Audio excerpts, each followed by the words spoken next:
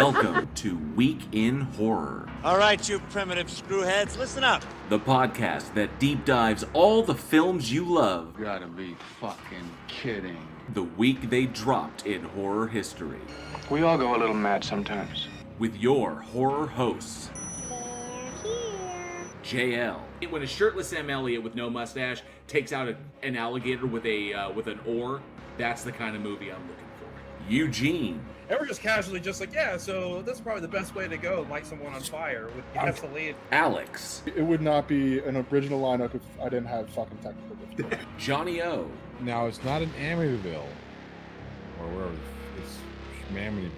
And Aaron. They got manure to work with and nothing grew from it. News, trailers, trivia, special guests, and more. You're gonna need a bigger boat. Live show every Wednesday, 7 p.m. Central at youtube.com/weekinhorror.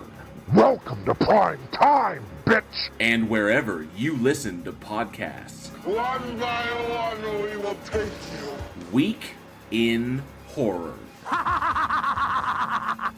Stay scared.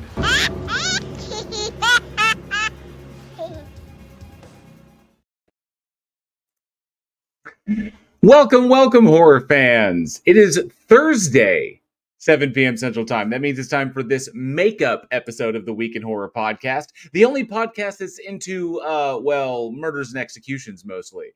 And if you, dear horror fanatic, are listening to us at the top of the week, remember, we do this live every Wednesday right here on YouTube. So come and hang out with us and see all the stuff our editor doesn't want you to see. This week, we are covering select horror films released August 13th through August 19th. I'm your horror host, JL, and thank you all so much for joining me on this journey through the greatest of all genres. Amazing to see y'all. Yes, I apologize. We unfortunately had to push the show from last night to tonight, because where the area where I'm at got smashed by a pretty hefty storm and completely knocked the power out. So I had no power and was unable to run, but we're good to go tonight. So I thank everybody for their patience and for putting up with that, and it's good to see everybody here. So I want to get that Patreon banner up right there. There's all those amazing individuals who help us to make this show possible. We really and truly appreciate that. And we have such amazing stuff. We have such sites to show you, such amazing stuff in store for all of our patrons. Of course, the biggest thing is that, I can't say anything about it, but definitely you're going to want to be here, whether you're a patron or not. You're definitely going to want to be here on the season finale. The season finale is going to be really, really fun and exciting. So we're excited to show you stuff and to talk about some stuff. So yeah, it's going to be a lot of fun. Hell yeah. So before we get started, let's check out who is in the live chat tonight.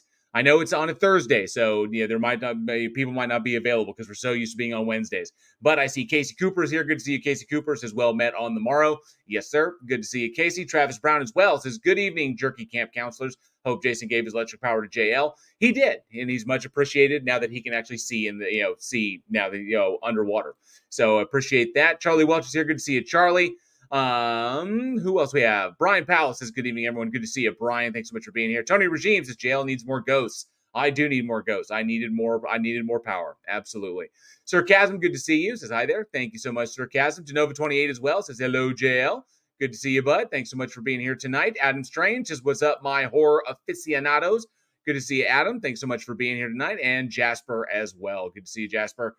Oh, amazing. So the chat's a little bit small tonight, but that's to be totally expected. Travis Brown says, glad the tree from Poltergeist did not eat you. Fortunately, no trees around and no trees nearby that are, that look like that or big enough to do that. So, pleased about that. But yeah, it was pretty wild. The storm hit all of a sudden, and then there was a little bit of hail.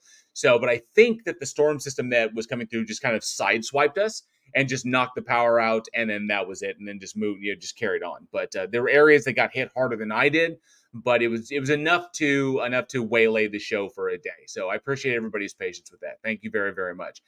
Oh man, so many cool things to do. Well, first and foremost, the first thing we got to do is we have to do the bloodbath coin toss. So unfortunately, as you can see, I'm here alone tonight. The rest of the cast are dealing with the stuff we have going on behind the scenes. Everybody's a bit on the busy side. So we got to do the Bloodbath coin toss. Now, I have the official coin here, thanks to Texas Frightmare Weekend, Lloyd Cryer and Texas Frightmare Weekend. And if you're not familiar with it, that's the coin. The symbol here, the Texas symbol, is, of course, heads, and the lettering on the back is, of course, tails. So this upcoming Bloodbath is going to be, I think it's going to be a good one. It is me versus Alex. Alex will be coming back to take me on in a debate against who would win between Ghostface and Babyface. So Ghostface are obviously from Scream, and Babyface from the Happy Death Day franchise. So I won the last one, and I get to choose heads or tails. And the winner of, if I win this coin toss, then I will select the one I want to represent, and then that will carry on from there. But if I lose this coin toss, Alex will get to choose, and so we'll see what happens there, and we'll see who he decides. And then, of course, we'll have that debate later on this month. It's going to be a lot of fun. So, even though I'm here, I promise I'm not cheating. I really, really am. Travis says I already know. He already knows who I'm going to pick. So, here we go. And of course, I'm doing full view of the camera, so you guys can see this. All right, so you know that I'm not trying to like cheat. Johnny will definitely say that I'm cheating. I moved it out of the frame. Still right there. Okay, ready? There it is. There's the coin. Not doing anything special. All right, here we go. So I'm going to flip the coin. Shit, I didn't call it in the air, did I? Tails never fails. I'll say tails. Say tails. I still have it covered. And it is tails. I don't know why that works. Oh, I feel like I have a cheat code. So yes, I chose tails. So it is tails. So I will choose. Who should I choose? Everybody's gonna say, everyone's gonna say, I'm gonna choose.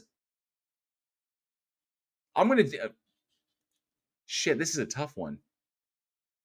You know what? I think people expect me to go with it, and I'm gonna choose Ghostface.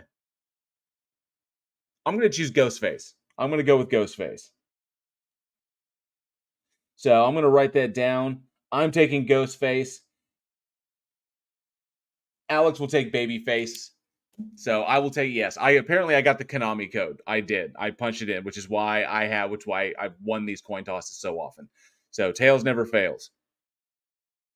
Oh, Anna says, I got my Week in Horror hoodie yesterday. Fan-friggin-tastic. Those hoodies are amazing. They look so freaking cool, and I love it. They're comfortable as hell, and the limited edition artwork, the very first limited edition artwork we have printed on the back, looks so good. So those hoodies are really nice, and those are available at our Teespring. The link for that is down in the description below. So Casey, Johnny will likely claim foul on this. But I will take Ghostface. Alex will take Babyface, and of course we'll do the coin toss, see who leads off in that. But yeah, if you yourself want to be present for this debate, we do offer special guest judge access. You can come in and listen to the debate and help to decide who wins between the debaters. And so you check out our Patreon.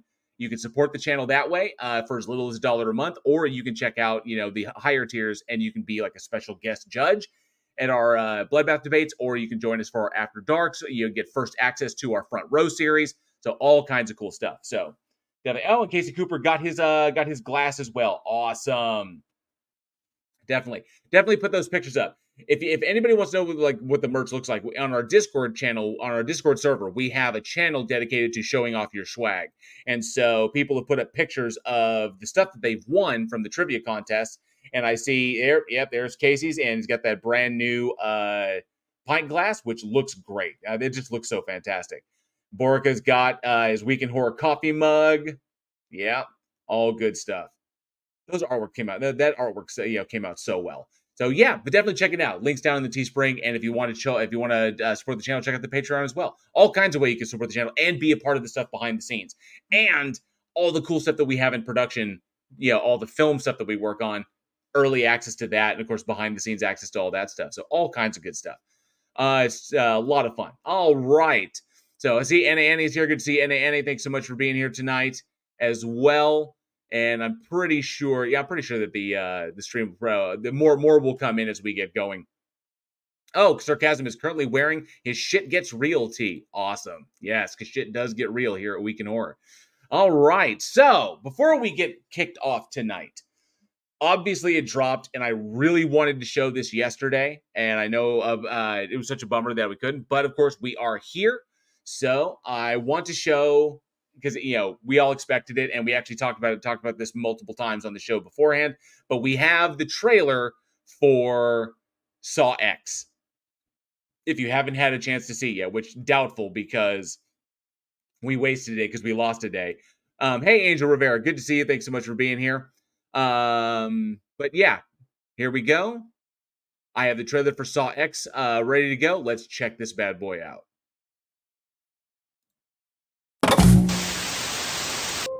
The cancer is still spreading. I'm afraid there's nothing else we can do. There is one person who might be able to help. Our program is a two-pronged treatment outside Mexico City. The results have been stunning. She saved my life.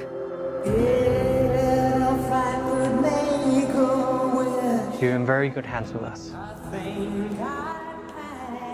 After that, what happens then? See, I like that setup. The setup because they don't indicate that it's According to these Jigsaw. scans, the tumor was never removed. How much time do I have? Months, at best. I still have a lot of work that needs to be done.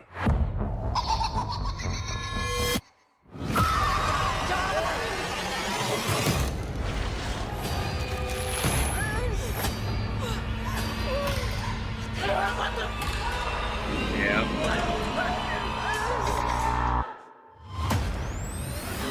Hello, everyone. It's time to play a game.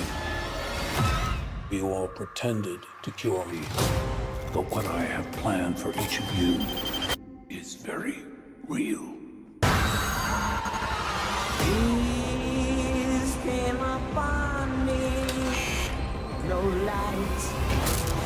Oh yeah.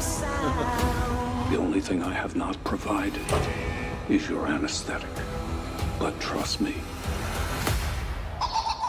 you will want to remain alert.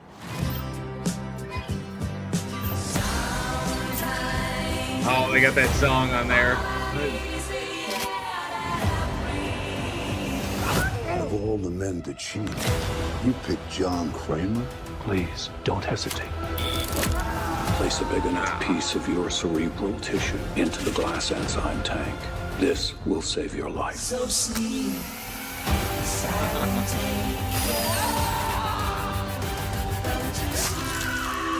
This is not retribution.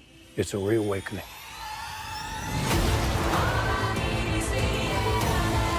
This could be really, really good. Live or die. The choice is yours. And Amanda's back.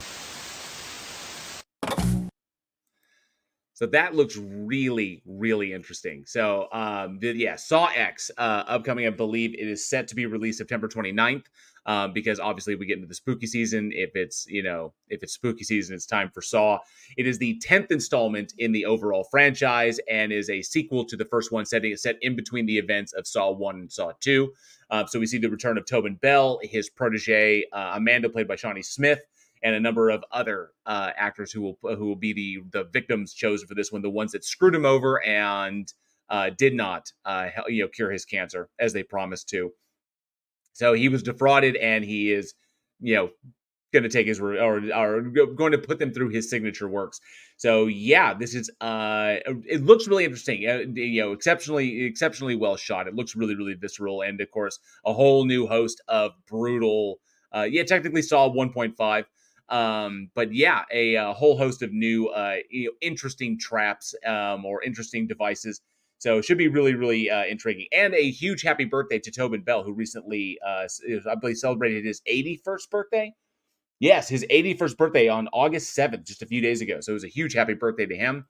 And, but yeah, 81 years old and still putting people to the test. So the film itself is directed by Kevin. I have high hopes for this because the film is directed by Kevin Gruder.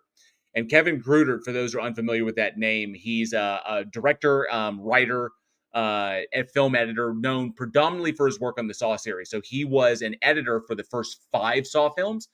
And then he actually made his feature directorial debut with Saw 6. And then he returned to edit Saw 3D. But he returned to Saw 3D because he was contractually forced off of Paranormal Activity 2, which he actually wrote the original story for, and he was going to direct. But Twisted Pictures pulled him off of that and put him onto Saw 3D because of a clause in his contract. And so Todd Williams came in and replaced him as director of Paranormal Activity 2. And so he's got a long history with the Saw franchise. And of course, he was brought back to direct this one, to direct Saw X, which was, of course, which was actually written by Peter Goldfinger and Josh Stolberg. So I'm very, very curious to see where this one is going to go. The first look images look really, really good and kind of like, gruesome. So we'll see how it goes. Saw, using a old saw into someone's brain, saw into someone's skull is pretty hardcore. But we'd like to know here, if y'all are looking forward to Saw X, the return of Tobin Bell in the role of Jigsaw, or maybe you're not. Maybe people are burned out. We've asked that before during when talking about entries in the Saw franchise. So I'm really curious what people are thinking. So definitely let us know down in the comments. I see here in the live chat, people are kind of divisive. So Sarcasm says, I'm kind of burned out on the torture porn. I'm ready for something more cerebral. Given that Saw X has somebody sawing into their own skull to remove pieces of their brain to escape a trap, it may be cerebral enough for you. Travis Brown says, Tobin Bell has been giving people scares for 81 years. Fuck yes, he has. I remember him in his episode of The X-Files, one of my favorites. I love that episode. Let me see. Travis Brown says, maybe I still do not care for Saw. So, it's hit or miss. People absolutely, they love the franchise or they don't. But that's what we're curious about. So if you're looking forward to Saw X or Saw 10, then definitely let us know down in the comments below or at weekinhorror@gmail.com. Really, really curious about that. Zero says too cerebral. It's too cerebral. Absolutely. Good to see you, Zero. Thanks so much for being here. Sir Captain said the pun was intended. Awesome. I'm curious. I will see it. I'm a big Tobin Bell fan. I love his work. If you haven't seen the movie he did with Lin Shaye called Final Wish, it's actually pretty damn decent. So, but I love Tobin, and I'm looking forward to what he brings to this. Josh Lee says, Saw was good, but 10 is too many.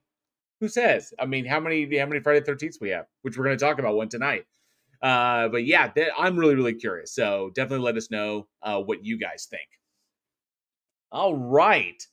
So let's dive in to the selections that we have for this week. First and foremost, first up, we have one from my all-time favorite franchise, the number one franchise. As you can tell, I am a tremendous fan. He's sitting back there behind me. And the first one we're going to talk about released August 13th, 1993. And we have Friday the 13th, Jason Goes to Hell, the final Friday. Or was it the final Friday? Let's check out this trailer.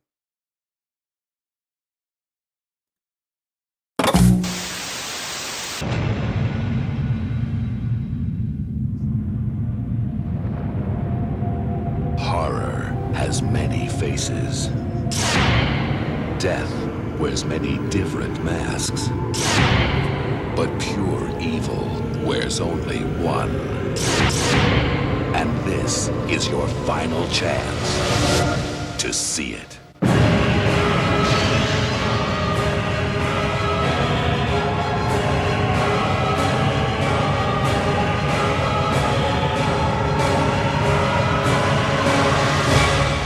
Jason Goes to Hell, the final Friday.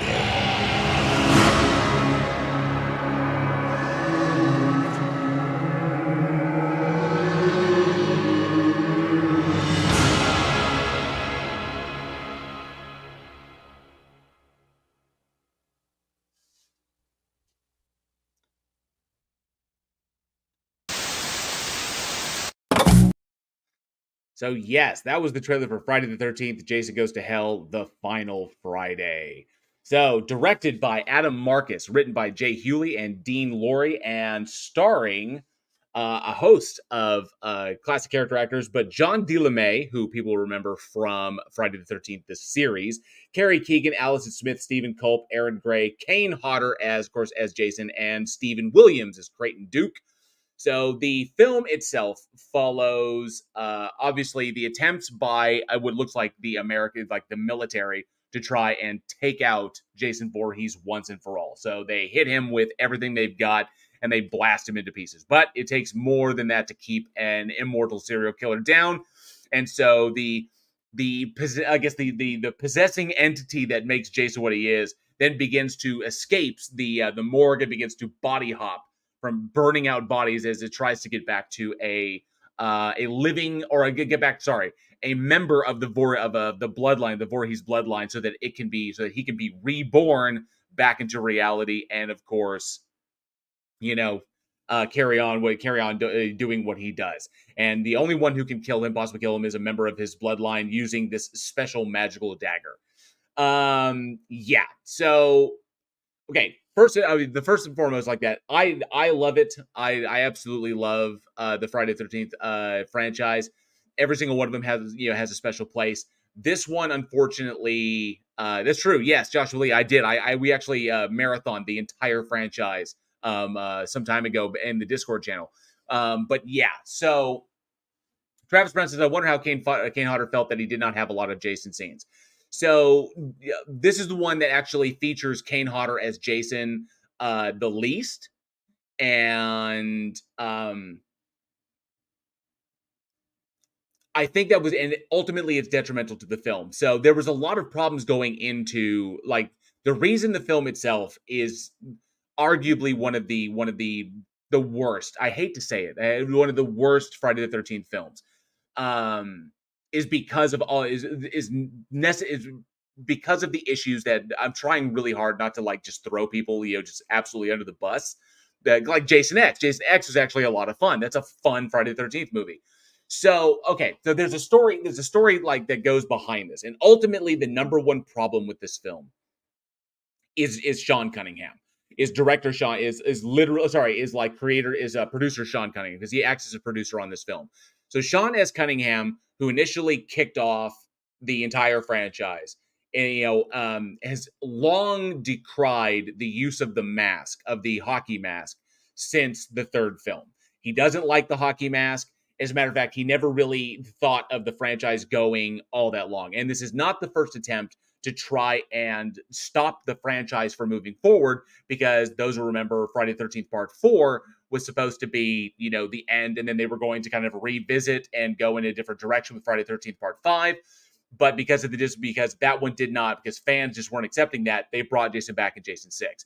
So Cunningham has never been happy with the mask. And so it was, even though he himself has denied ever saying that he was unhappy with it, many people have said that he just wanted to find a way to get rid of that fucking mask. So the whole idea is that Cunningham wanted to bridge the gap between multiple franchises, and he wanted to put a final period. He wanted to put a period on the Jason Voorhees story. So initially, the entire idea of the film was supposed to be a Jason versus Freddy. Was supposed to be the initial idea, and then Jason would wind up being destroyed in that one. So, and then, but so a lot of people have heard different things. So initially, the concept was Jason versus Freddy, and the problem was that original script was, for lack of a better word, was absolutely abysmal, and it was absolutely incoherent. Nobody, it was like everybody read it, was just like, this is just crap. Then elements of the Evil Dead franchise were brought in, which is why the Necronomicon, I hit my mic, which is why the Necronomicon and the Kandarian dagger both show up in the movie. So those elements got moved into the film as well, and the Freddy element was dropped. And then the idea of expanding it out, and Ash was there, but then that didn't work out because Bruce Campbell, and then of course Robert Englund, and then, so in the end, ultimately, they've got this mishmash of multiple elements all over the place that wound up going into the script, which is why you see a bunch of hallmarks to other stuff. and then like the presence of the Necronomicon Ex Mortis, and of course the Kandarian dagger, which was used to kill Jason. But there's no real, other than that, there's no like major link. So it's just a thematic link to the Evil Dead franchise. And then of course at the very, very end, when Kane Hodder, using the Freddy glove and like jumps out and grabs the mask at the end of the movie to signify, the Freddy versus Jason angle that they were going with. So everything they wanted, that Sean Cunningham wanted to do, did not get done. It was not, but there were elements that they maintained just purely for cinematic value. Ultimately, you wind up into this thing where where Jason is being treated like a deadite, and the the essence that is keeping it going, which is essentially kind of like this demonic thing, very, very similar to the idea of the Kandarian demon, is jumping around possessing people, trying to recreate him until eventually he's reborn out of the bloodline of Voorhees and then killed with the Kandarian dagger. But they don't touch on any of this. And okay, so Sarcasm says, you could say at jail, the movie sucked.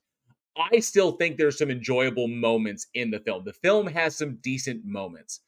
And I dig. There's stuff that I dig about it and stuff that I really don't dig about it.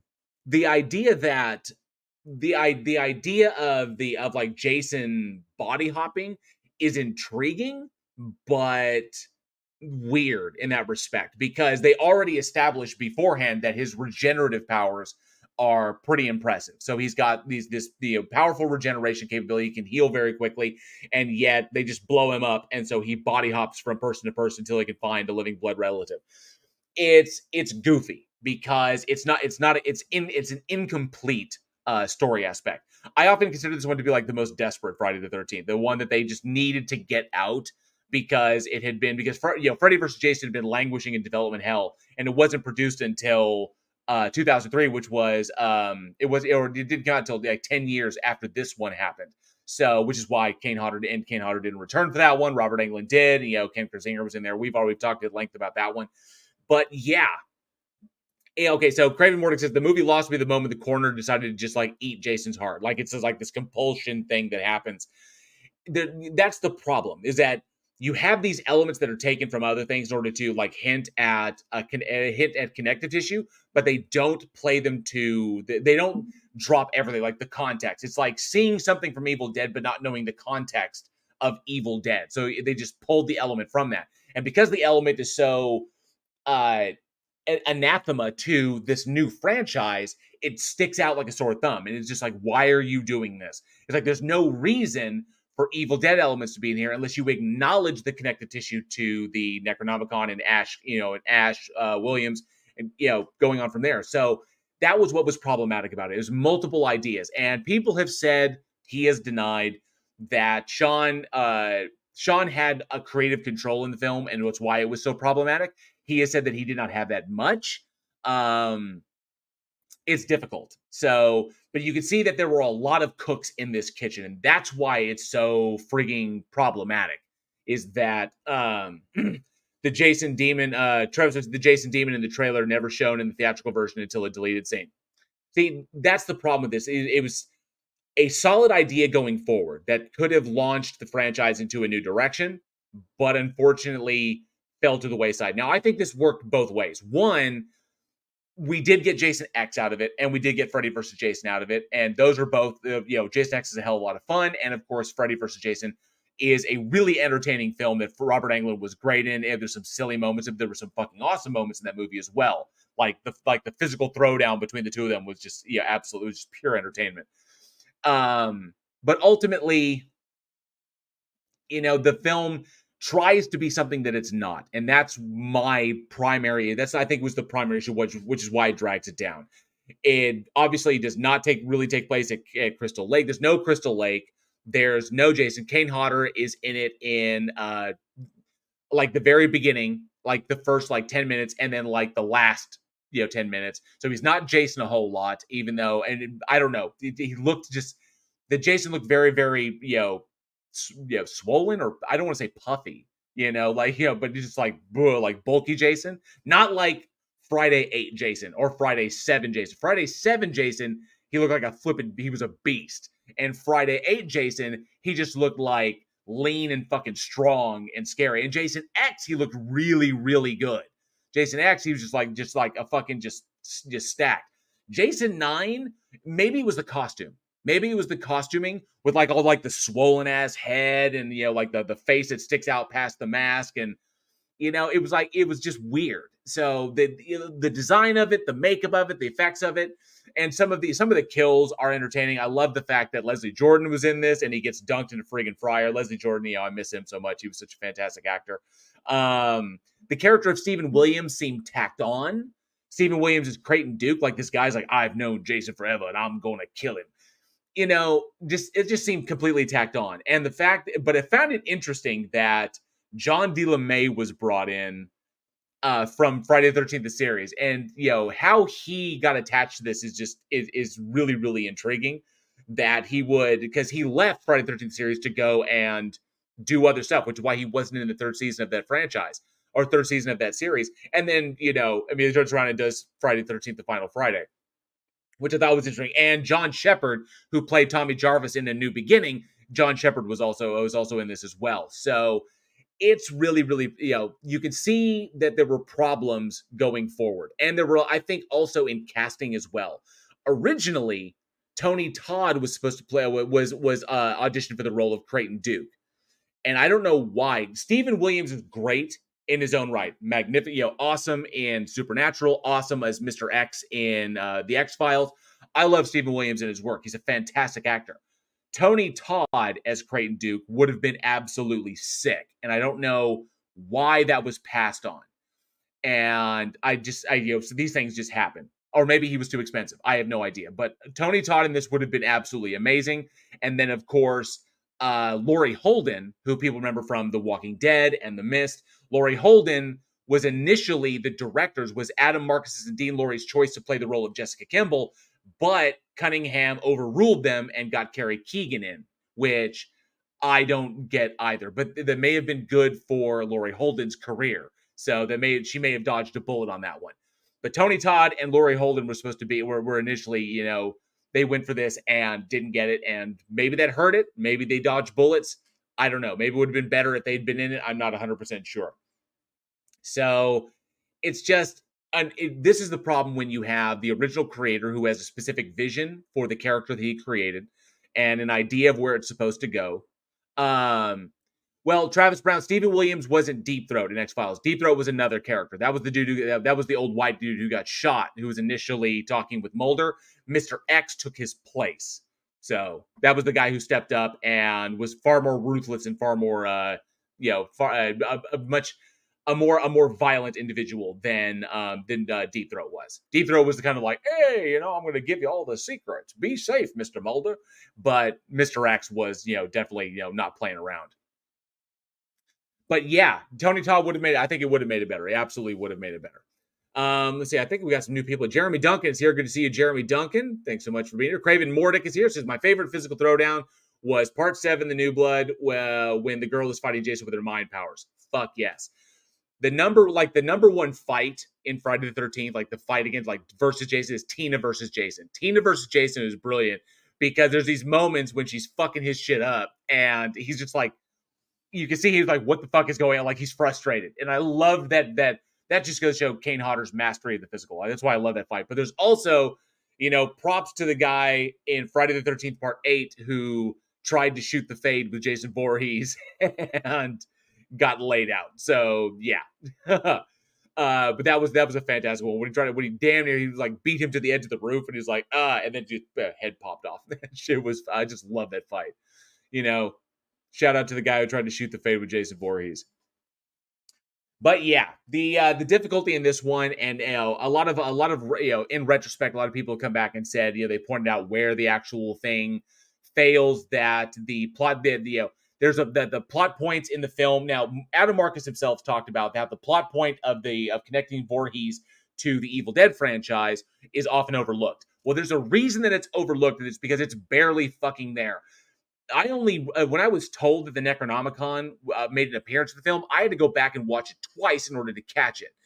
And the Kandarian dagger that's utilized in it doesn't look, because it's so dark, because the sequences are so dark, it's hard to tell that it's actually the Kandarian dagger. So that's the problem with that. And so they were tying it in with Pamela Voorhees reading the Necronomicon and bringing her son back, which is why Jason is what he is, because ostensibly he's a Deadite.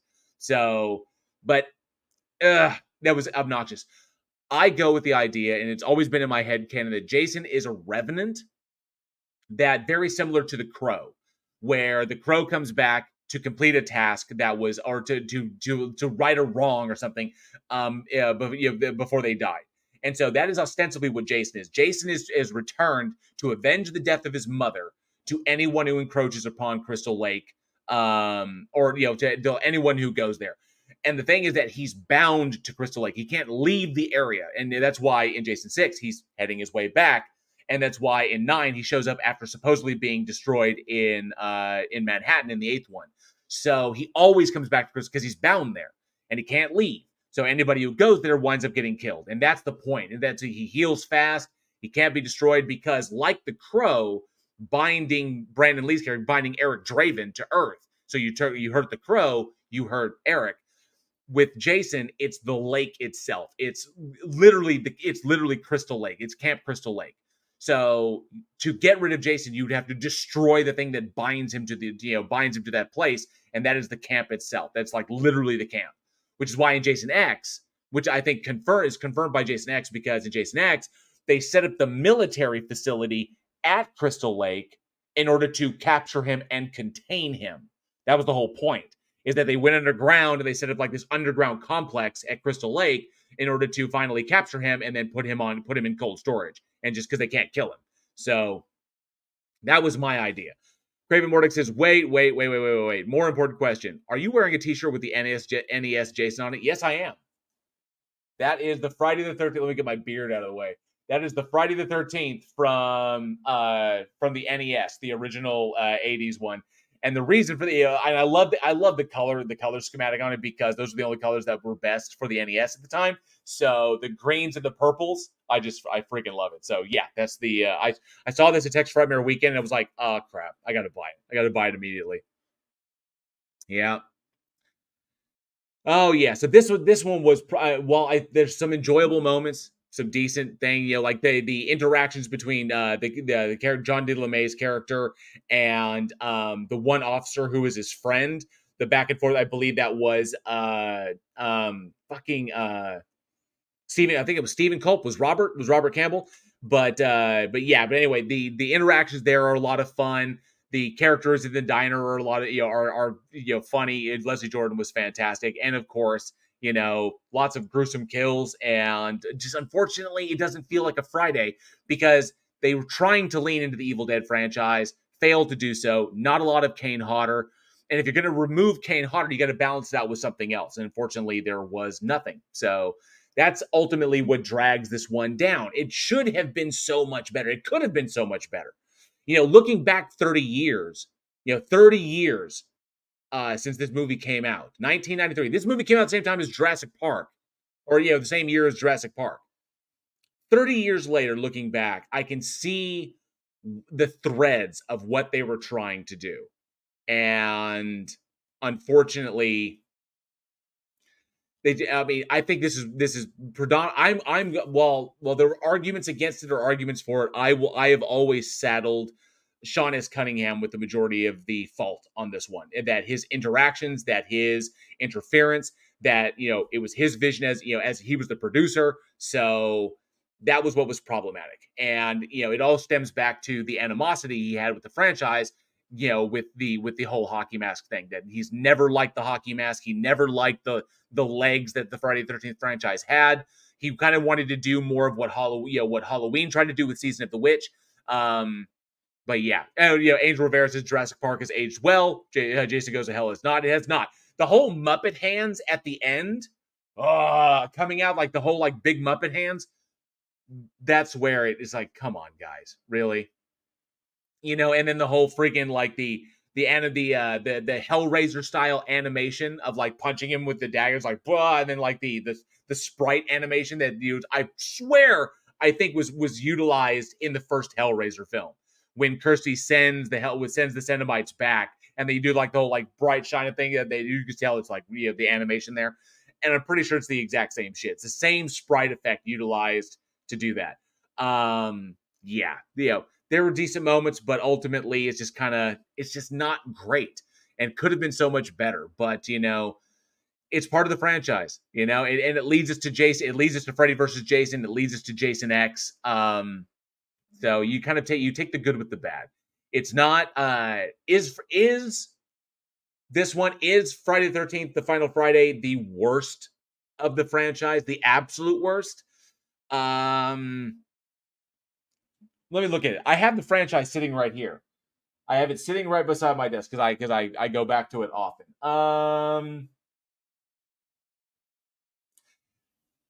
I would say no. I would say that it's not, but it is near the bottom because for me, the worst in the franchise was the 2009 remake. The 2009 remake that was Michael Bay produced, Derek Mears, even though Derek Mears is a natural to play Jason because of his imposing size and his mastery of the physical. You've seen him in fucking Swamp Thing. That man can play Jason. That man would be a formidable fucking Jason. But it was the story in Friday the 13th in the 2009 remake. It was the story that killed that one. Jason is not a sympathetic character. Jason can never be a sympathetic character. So I would say that the Friday the 13th 2009 remake is the one that drops the ball. Is the one that drops the ball the worst because just the adjustments they made to the story. They altered the character in a fundamental way that it should never have been done that way. So, I just, you turn him from this like unstoppable nightmare revenant to get off my lawn. I'm scary to look at and I want to be left alone. No. So, that one's the bottom. The Final Friday, just above that one. And then, but obviously up there at the top, Friday the 13th Part 7, Friday the 13th Part 6. And then I would go the first one, the second one, 7, 6, 3, 1, 2, 5, 4. Yeah, 5, 4. Because 5 had some good stuff with Jarvis. 5 had some solid stuff. 5, 4, Jason X. And then, 5, 4, Freddy vs. Jason, Jason X, 9, and the remake. And that may change, I don't know, but that's off the top of my head. I would say that's where I would kind of sit them. So yeah, but the question now is, I'm very curious about this one. So of our Jason actors, we had the legends that played him, throughout the initial films, and then of course many, sadly some of them have passed away. We still, Kane Hodder is still out there, but of course, just like Robert Englund, he is definitely, I would say, he's probably aged out of the role, which is why we see him doing more and more roles where he's not doing the makeup, where he's not all done up, and just Kane Hodder being badass Kane Hodder. And now the question is, after Kane Hodder. Oh, 1 isn't my number 1? Sacrilege. It's not my number 1. 1 is not my number 1. Jason says, we know Jail's PayPal password. So Jason is Walt Kowalski from Gran Torino. Fuck yeah, he was, Craven. He was Walt Kowalski from Gran Torino. Get off my lawn. So I would say that Kane Hodder was the Jason. 4 Jasons, 4 times Jason. 7, 8, 9, Jason X. That was it. But after Kane Hodder had the role, Ken Kersinger played him in Freddy vs. Jason. Derek Mears played him in the remake. So the question at this point is, now that we're kind of past a lot of the problems, we haven't had a legitimate Jason movie since 2009. 2009, we have yet to get since 2009, we have over 10 years, we have not had another Jason movie. So the question is, who could possibly play Jason now? Now, I still think that Derek Mears could definitely play Jason. Derek Mears made a very formidable looking Jason. He's got the physicality down. He's got the mastery of his physical emoting down. So he knows how to play the role. The question is there anybody else that could possibly do it? So that's the question I want to ask y'all, is who should play Jason next? We've asked that before about Freddy. We've asked that before about now. Obviously, I think as far as it goes to Hellraiser, I think Jamie Clayton did an amazing job as the Hell Priest, as Pinhead.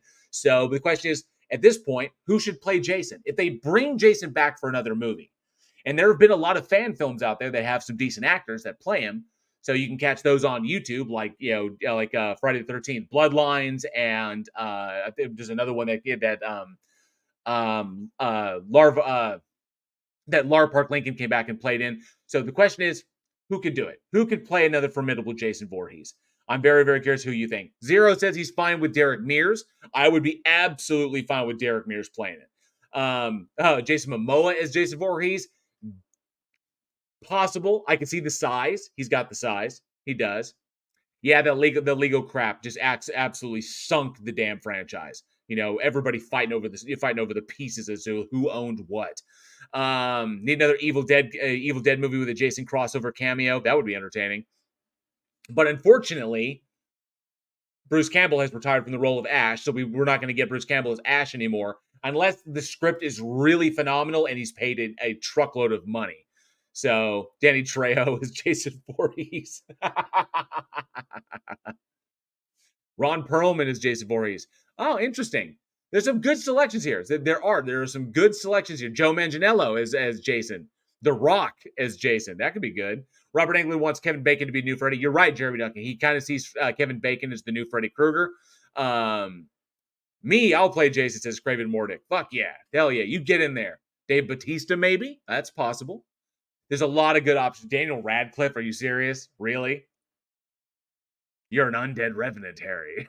But anyway, I'm kind of curious what you think. Let us know in the comments below an actor who you think has the physicality, has the size, has the intimidating presence to be the next Jason, should a new Jason film ever be made. We do have the Peacock series coming up, but it's a prequel. It's a prequel to Friday the 13th, so I don't know what's going to happen in that one. Very, very curious about that. So I guess we will find out what happens. I wish I could play Jason. I am not tall enough. That's the only thing that limits me. I am simply not tall enough to play Jason Voorhees. If you cast me as Jason, you would have to cast really small people, around me to be the victims.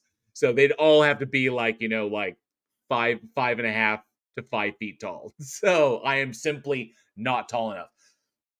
Now, Johnny O could play Jason. Johnny O could be a decent Jason. He could. He's got the height. He's got the size. He could be a pretty intimidating Jason. I could see Johnny O as Jason. I absolutely could.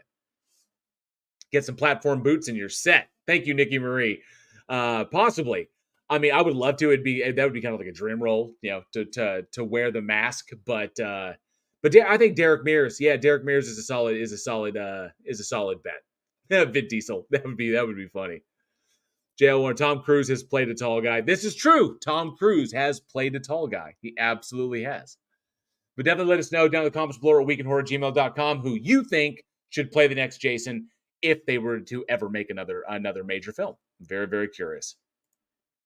All right, let's move on to our next one. And I was kind of excited about this one because I had memories of this one when I was younger, given when it came out.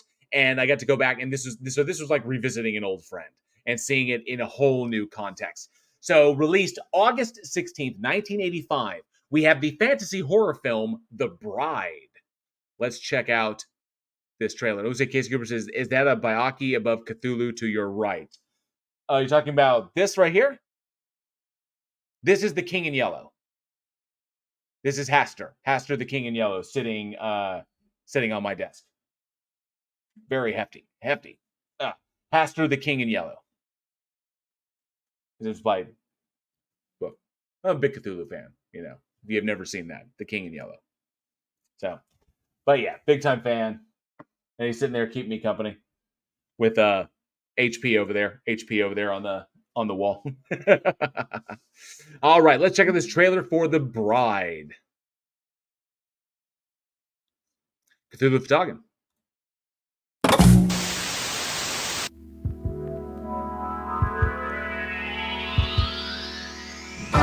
He desired something beyond love. I might make the new woman, Clavell, independent, free, and a fit companion for... The genius of Frankenstein. He created something beyond woman. Beautiful. Where did I come from?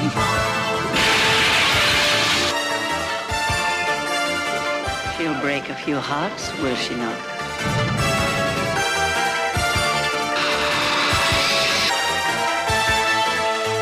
Who is she, Charles? What is she? You must obey me. I will not obey you! You didn't create me! You didn't create me! As a matter of fact, I did. Sting. Jennifer Beals. The Bride. Yes. Jack Burton's in the house. Good to see you, Jack Burton. She's a maniac. Good to see you, bud. Thanks so much for popping in. It's been a while. Good to see you. But yes, that was the trailer for The Bride. So, a 1985 film directed by Frank Rodham and screenplay by Lloyd Fonville, obviously based on Mary Shelley's Frankenstein or The Modern Prometheus, and starring Sting, Jennifer Beals, Geraldine Page, Clancy Brown, the amazing Clancy Brown, Anthony Higgins, and the absolutely wonderful David Rappaport. Not to mention, and it kind of got me, Carrie Elwes, who's in this in a smaller role, and Timothy Spall, legendary Timothy Spall, is also in this in a brief role. So, this. Okay, so the film itself follows. Essentially, it's kind of the journey of Frankenstein's monster. What happens is that Dr. Frankenstein has created his initial creation, is not named him, and he's basically wandering. He wanders the castle, and he is intended to create a mate for his monster, and that mate is the Bride Frankenstein, obviously, and it's played by Jennifer Beals, absolutely stunningly gorgeous and multi-talented Jennifer Beals. Brings her to life, and then of course, seeing her beauty, decides to keep her from the monster. And the monster freaks out, causes a giant explosion, and then escapes the castle, and things go on. So the film predominantly follows follows the journey of the monster, while Baron Frankenstein kind of cultivates his his new creation into the modern woman. And it's really so at the time this came out, I can see that this would hit differently because the film itself was a commercial failing. But ultimately, looking back on it now from 1985, I was 5 years old when this movie came out. Looking back on this film now, at given what's going on today, given the things that we've encountered in society as well, there is a whole the themes that were there, I would say, are more prevalent today on a societal scale. So the idea there is that identity itself must be that essentially the kind of culminating theme is identity itself, which must be forged by oneself. One just determines for themselves their own identity, who they are, and the kind of the circumstances of how they came into being are irrelevant to that identity. They inform, but they are irrelevant to that ultimate identity, like who you decide to be. So we have two characters, one under the tutelage of Baron Frankenstein, and one who wanders into the world as innocent as a child, and then runs into David Rappaport's Ronaldo, this dwarf Ronaldo, who is absolutely fucking amazing. I love him in this. It's such a shame that we lost him so soon. But he runs, and then each of them go on their journeys to discover who they are. One eventually recognizing that, what he thinks of himself is more important than what the world thinks of him. And then the other, they realizing that they are not the extension of their creator, that they can determine who they are for themselves. And then eventually leading them to find each other in the end. I will say this first and foremost. It is, given what we watch here and all the movies that we see on Week in Horror, a lot of gruesome shit, a lot of like crazy, zany, slappy, gloppy, splatterific films. It's always nice to go back and watch a film where the horror elements are more gothic in nature, where it's more of, or I would say more existential in nature, where it's the ideas of like being. Sir Cat says the only redeeming quality was Beals' hotness. it was bored. I understand that some people may find this film may find it boring. I enjoyed it for the story that was being told, and ultimately about these. Because okay, for me personally, it's the idea. This goes down to the idea of like God and man. For many people, will see the parallel there. That just because God gave, just because in their worldviews, that the idea that God created men, that gives God some sort of some sort of sovereignty over man, over man's identity, over man's actions, over man's reasoning. And that's not the case. So it literally flies in the face of this. So it's not just a matter of separating oneself. It's children leaving their parents, is self-actualizing away from their parents. It's people self-actualizing away from supposedly their creator. It's the idea that, and you have the theme of Dr. Frankenstein wanting to create a woman who is equal to him in both intellect, reasoning, and capacity.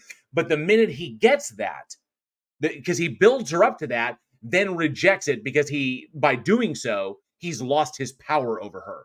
So then he resorts to the only thing he can do, and that is through physical violence. So there are themes here which are so strong and so important. And then that's on that side. Then you have the Ronaldo and Victor, because he names him Victor. You have the Ronaldo and Victor storyline as they're going to find work in the circus.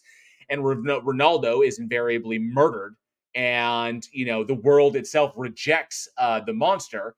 So in that respect, you have the idea of two people trying to find themselves. And I love that self-determination. And I loved that aspect. Obviously set against a beautiful, backdrop. The production values on this were absolutely amazing. Frankenstein's castle, the open air countryside, the kingdom that they visit, the kingdom of Budapest that they visit. Everything is so wonderfully done. And themes that I think strike harder. Well, in literature, they were very, very strong back in the 80s. But I think nowadays, they're a part of like the cultural zeitgeist. Like these are topics that we talk about today. And so I like that, this concept that women are the product of what men allow them to be, but they're not. They can come up and they can be themselves. And I really thoroughly enjoyed seeing it in the light. This one is, in my eyes, has aged exceptionally well. I think it's a very, very strong film. It's a little light on horror, but very, very heavy on the themes, which I really dig, and I think are resonate more strongly today than they did back, which is why this film really didn't go well. Not to mention, you got Clancy Brown. Clancy Brown is known for his gravelly voice, known for his Casey goes to poor jail is doom. He spoke the name. He named He Who Shall Not Be Named. Who did I name? I may have missed it. I'm not sure. But you got Clancy Brown in this magnificent role as the monster, and I enjoyed it almost as much as I enjoyed Rory Cochrane in the Penny Dreadful version of Frankenstein's monster, of that monster. But I dug his childlike innocence because he captured both aspects of it in so early. So there were aspects of what Rory Cochrane brought later on, many years later in the Penny Dreadful series, but there was the childlike wonder that Boris Karloff brought to the original Frankenstein back in the 1930s. So I love how this one is, how Clancy Brown brilliantly brought, the inspiration from that, and then thought ahead to look at it, to bring to the character, to make the character his own. And I really thoroughly enjoyed that aspect. Not to mention his interactions with David Rappaport are just fun to watch. Absolutely fun to watch. It's a very, very well produced gothic horror that is heavy. It's, I would say, like I said, heavy on the themes, really strong acting. I think the weakest point would actually be Sting himself, even though Sting is actually a very capable actor, but that's only because his character is so one-dimensional. He's like, I am the creator. Now I am now when I'm rejected, I become the destroyer. But that's smart. It's a smart decision.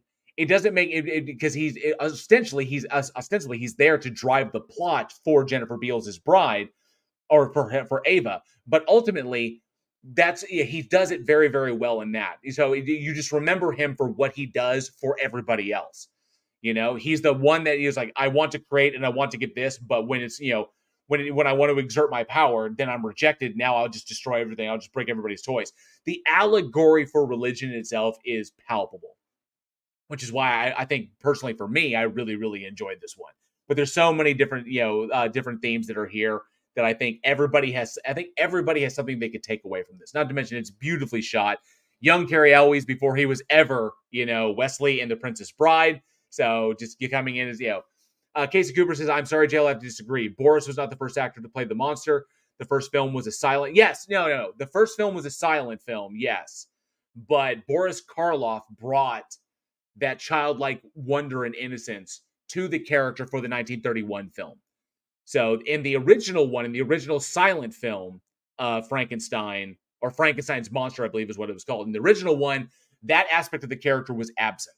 So the character was literally just like, the Prometheus rejected by, or the creation rejected by its creator. That was the whole theme there.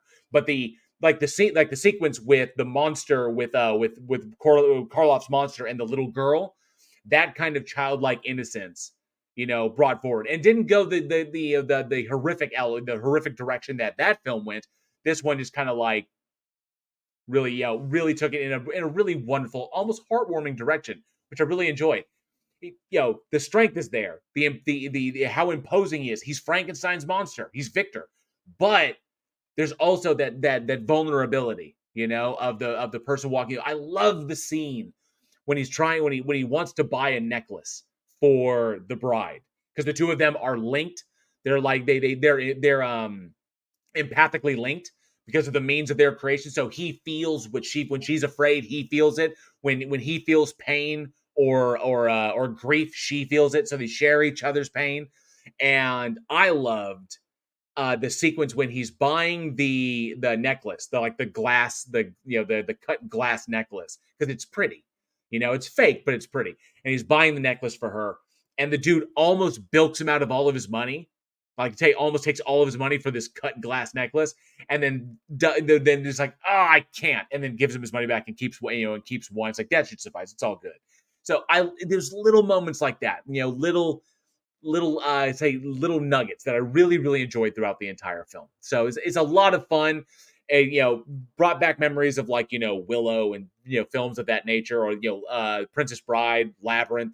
I really enjoyed this one. Very, very extremely well-produced Gothic horror, well-acted, well-written, and just really, really fun. Just, really, really enjoyable. But the question I was sitting there asking was, hey, Bibliophile Raider, good to see you. Thanks so much for being here tonight. Appreciate you joining us. Fake but pretty, just like Ava. I like that sarcasm. Very nice. See, so much you can take from this. And I agree, Jeremy Duncan. While the practical effects of Robert De Niro's Frankenstein, while the practical effects were on point, that movie, not great. But, the effects of it, like the design that went into that monster was quite fucking good. So, but I would say, as far as themes go, you've got, as far as the themes that we have in horror, but there are other things that go into that. So, like I said, in this one, you have the themes of self-determination, of literally the conflict that comes from standing up to that which made you, breaking away from the authority, standing up for oneself, when nothing else is wrong.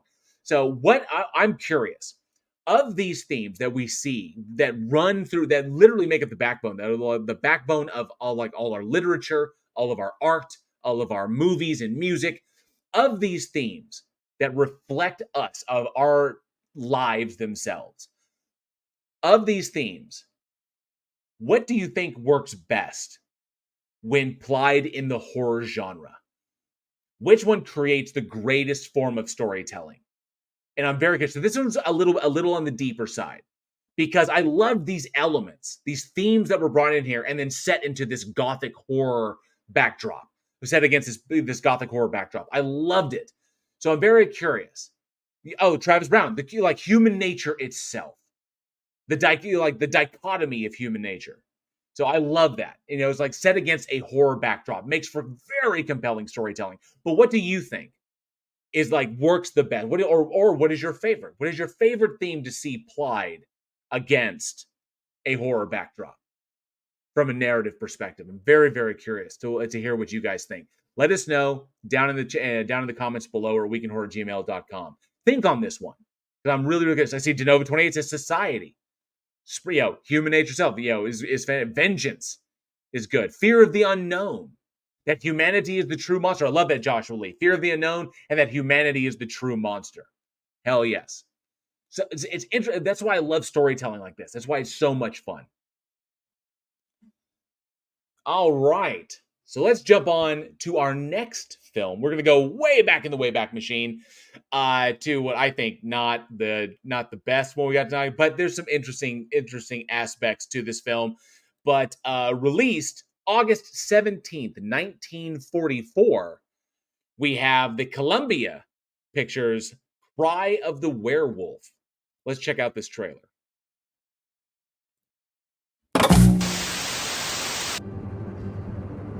Finest collection of occult and supernatural manifestations ever gathered beneath one roof. Lectures on werewolfism, vampirism, and voodooism. Hear for yourselves the amazing story of the long-lost Marie Latour. There's much to be seen, more to be heard, and plenty to imagine.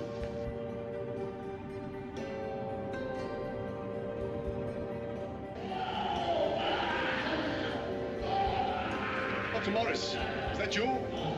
You will lie with your ancestors in the ground Who's selected that? by my mother. Yeah, I got an idea who did it. Come on out of there, you want to be carried out. As near as I can figure out, they came from the body of a wolf. She's been acting up, hiding on me. I couldn't find her. Because she's getting scared of her own shadow. I am the daughter of a werewolf. Think of the time and trouble you would have saved putting Dr. Morris's notes together. Look out! There she is! You've been so eager to learn the truth about my There's mother. Nina Falk with the spoilers. To reveal the secrets of the Troiga tribe she fled to when she left this house so many years ago. Such persistence must not go unrewarded. To you shall be revealed all these secrets.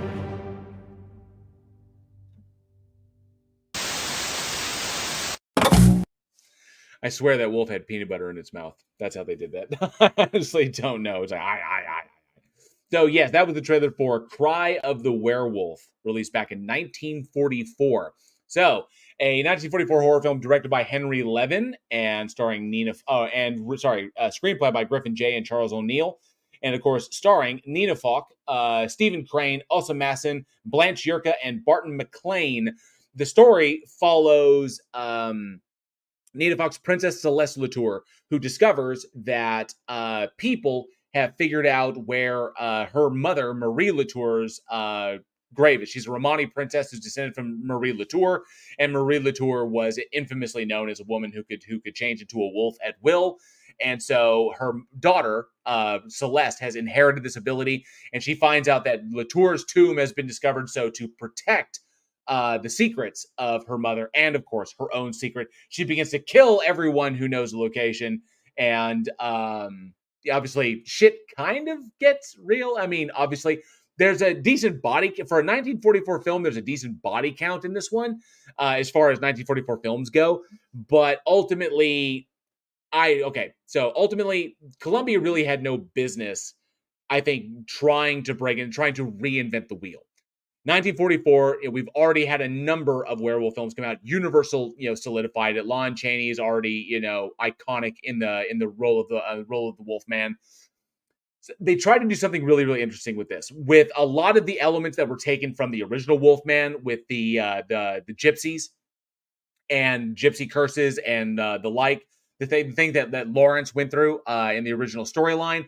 The problem in this one is that they tried to take elements that, kind of like real life elements and then just kind of like rehash them into something interesting. But what drags the film down ultimately is because it doesn't know what it wants to be. Yes, there's a decent body count. Yes, Celeste runs about, killing people, killing people as a wolf.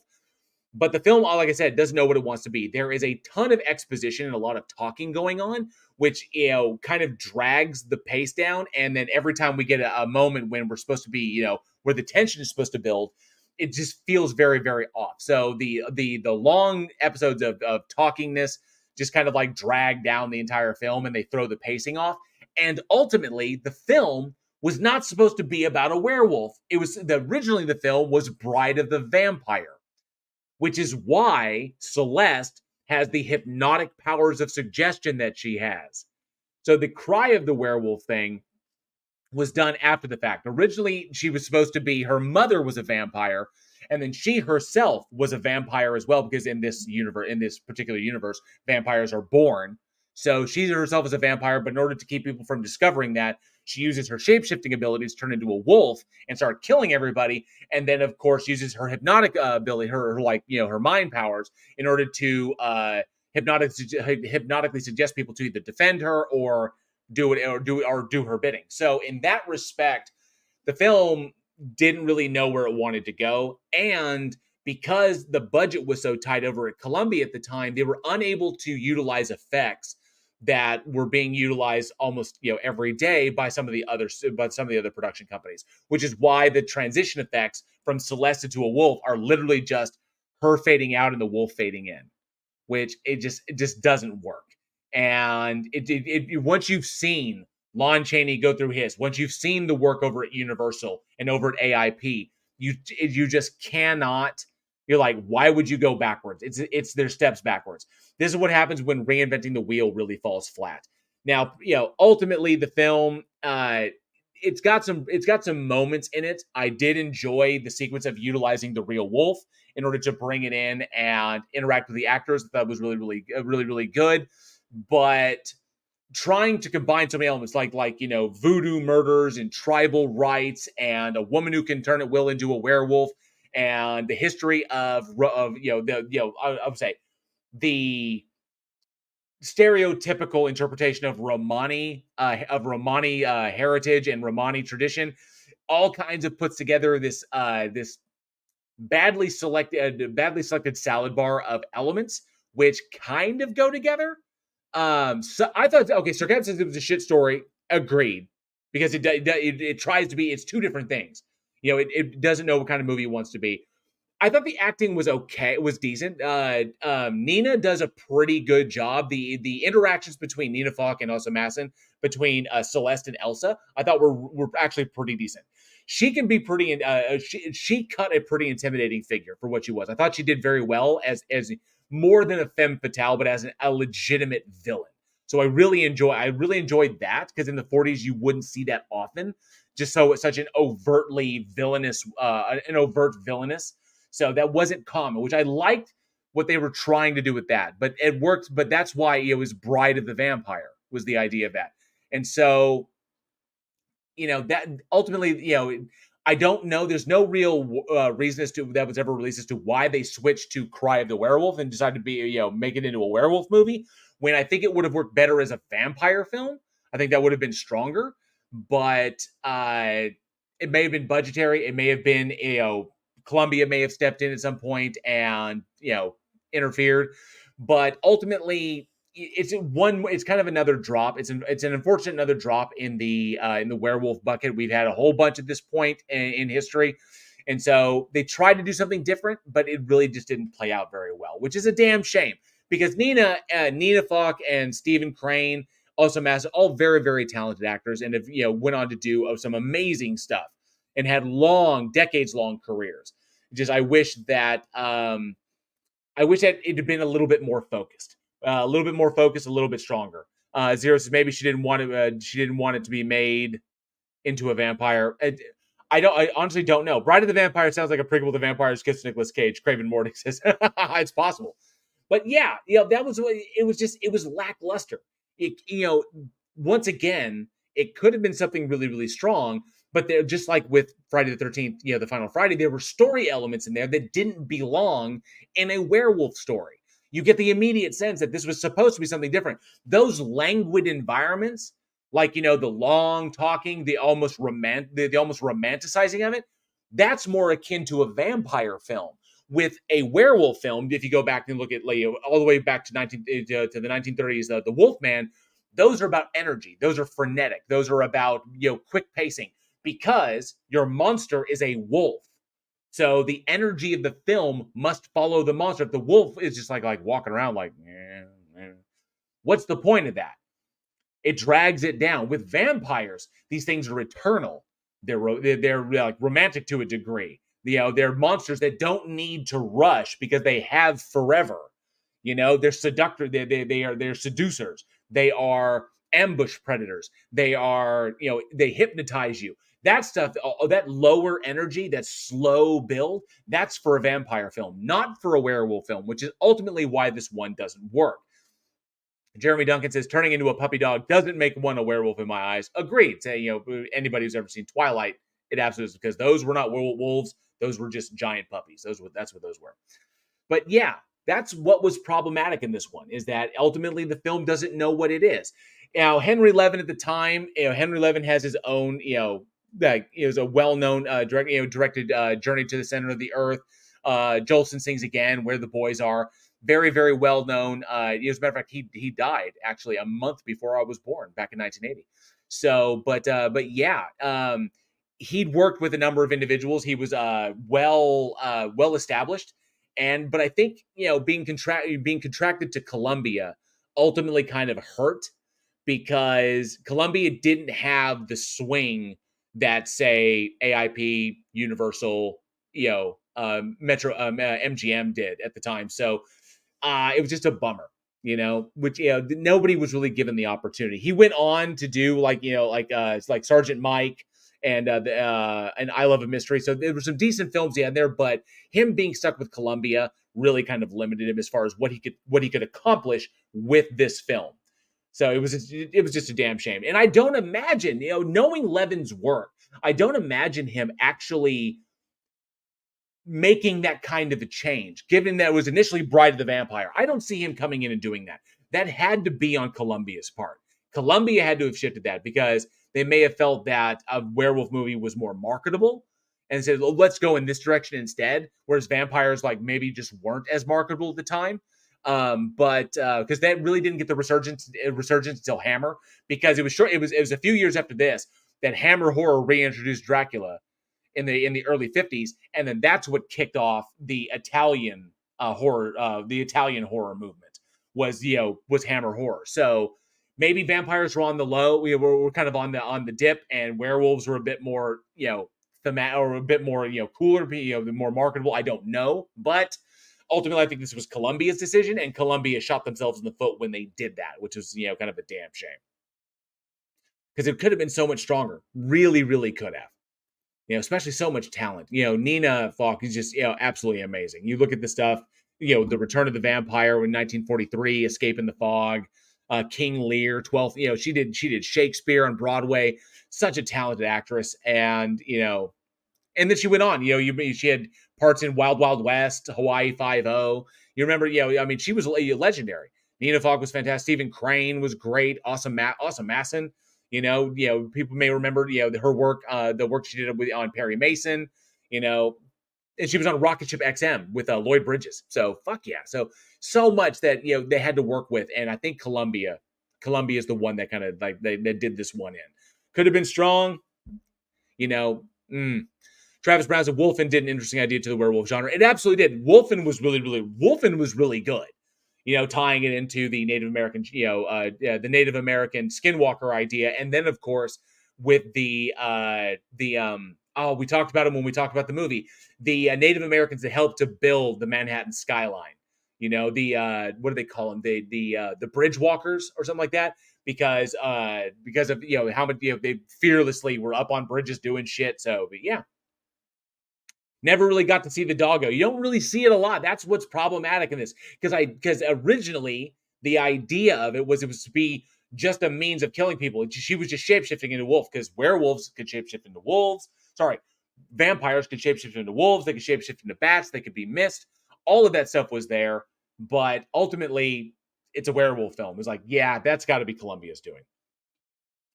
Sir Cav says, so furries were more vogue than emo. I think so. A producer played by Kathleen Kinnear made the decision. And what was this? Jeremy Duncan says, like the Donald Sutherland one where it was bad with the infrared vision one. Oh yeah, that recall that. Let me see here. Little Wolf says Ginger Snap's probably my favorite werewolf movie.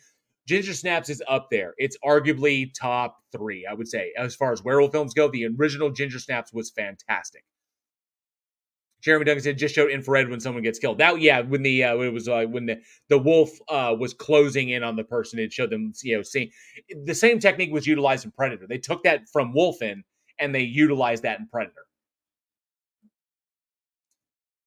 Colin definitely not Cromwell is here. Good to see you. Why am I always so late to this? I need to get my shit together. It's all good, bud. It's all good. If you're subscribed, then you'll get those notifications. Make sure that bell is on always, or like all. Just make sure you have the filled in bell. So you make sure you get the notifications. But appreciate you being here, Colin. Thank you very, very much. Raven Darkstar says, don't care for werewolves. Present company excluded. Yes, sir, Little Wolf. Absolutely. Yes. I wish I could have really enjoyed this. I like werewolf films. I really do. I like them so much that there's a kind of a special place in my heart for Hemlock Grove, because despite how that series really jumped the shark and kind of lost the plot going into season 3. But I loved season 1 of Hemlock Grove. I love I love the books. So, but yeah, ultimately, I think that this one just kind of lost sight of the plot, and this is all because of the studio. I'm going to saddle the fucking studio with this one. Columbia Pictures shot themselves in the foot on this one. Jeremy Duncan says, I don't even need the notifications. My phone always tells me when certain people go live without the bell. Oh, very cool. Awesome. Casey Cooper says, I've gotten the notice an hour late. I have the fill bell. I don't know what it is. Zero says, season 3? Lol. Yeah. Hemlock Grove got really weird. They tried to go in a direction. It was really strange. 2 was okay. The second season was all right. But I loved the first. The first season was amazing. The idea of like werewolves and Upirs, the Eastern, was it I think it's the Balkan vampires, the Upir. So really, I thought it was good. I really enjoyed it, and I love the werewolf. The transformation sequences in Hemlock Grove were magnificent. All right, so that brings us to the last one we have tonight, and that is released. And I'm kind of cool because we just talked about the original of this a couple of weeks ago. Released August 19th, 2011. We have Fright Night. Let's check out this trailer. Oh, I totally spaced. There's a CTA there. I'm jumping ahead.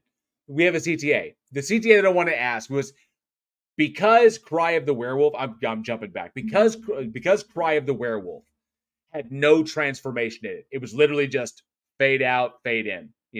But that was how they did it. And it was just, come on, guys, not even trying. Because it had no transformation. It made me long for a good transformation sequence. So I want to ask y'all, just let me know down in the comments below here in the live chat, what is, in your opinion, the greatest werewolf transformation in film? What film did it the best? The best werewolf transformation. I know people are going to have their favorites. I'm very, very curious. If I see any Twilights on there, I'm just going to eat my whole computer. So, but definitely let me know. What do you think? The best werewolf the greatest werewolf transformation in film? Let me know down in the comments below, or weekinhorror@gmail.com. Angel Rivera says, American Werewolf in London. What? Yeah, obviously, the extending fingers, shit like this. Oh, really, really good. Really, really fantastic. Travis Brown, American Werewolf in London. Yeah, absolutely. Casey Cooper says the Lon Chaney transformation, the original werewolf, the original Wolfman. Hell fucking yeah, that was a good one as well. Team Jacob. Shut up.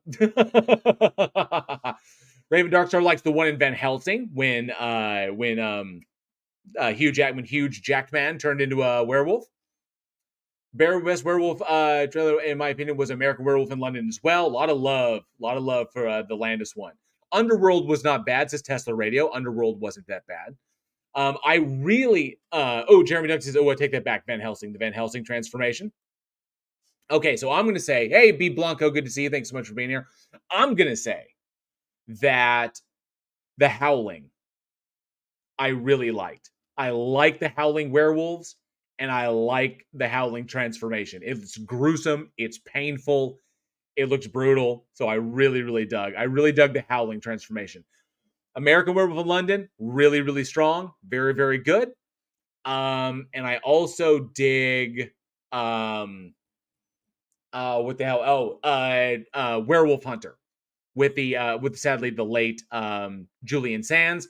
That transformation was really fucking gross. That was just gruesome looking. So I will say that one as well. So Teen Wolf is fun. Absolutely. Teen Wolf is good. The Howling. Yes. Fuck yes. I would say the first one. The first Howling. I think that one was my favorite. That one's the best. I could have said Underworld. Underworld had some decent ones. I don't like the over-reliance of CGI. So like in American Werewolf in Paris and Underworld, I don't like the over-reliance in CGI to make the monster. I like practical effects. You know, John Landis totally spoiled us all on that one.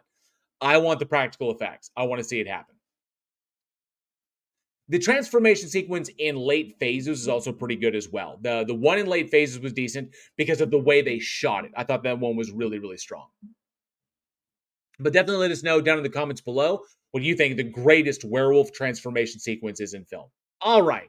Ooh, Thriller. Thriller was good too. Fuck yes. And the werewolf looked really good. The end of that one, yeah. So, all right. So, yes, on to our last one, released August 19th, 2011. We have Fright Night, the remake. Let's check out this trailer.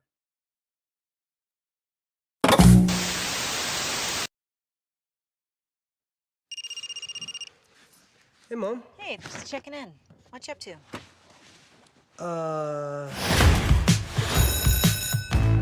Adam Johnson. Adam? You know Adam's missing, right?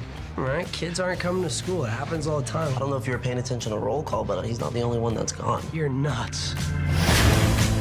This is my son, Charlie, and his girlfriend. Hi. So Jerry is our new neighbor. Hey. Hey. Now listen to me. We graphed up all the disappearances. That's you right there in the center next to his house. I really hate to be the one to tell you this, but that guy, your neighbor? Jerry. Yeah, he's a vampire. That is a terrible vampire name. Jerry? Jerry.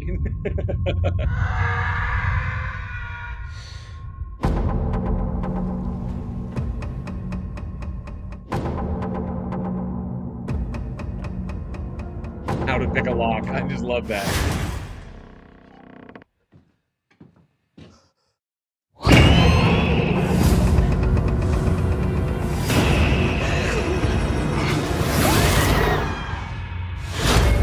Hey, guy. You've been watching me. I've been watching you. Your mom, there's a kind of neglect. Gives off Tony a scent. Collette. And your girl, she's ripe. It's on you to look out for them, because there are a lot of bad people out there, Charlie. I love that scene. What's that?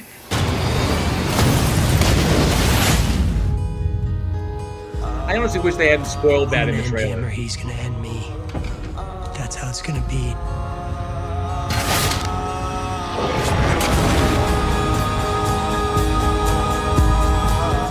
Charlie's gonna find me. I'm counting on it.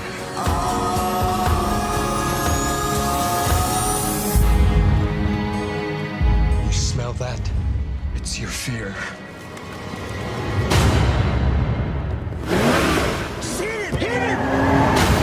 Did I kill him? Hopefully. No.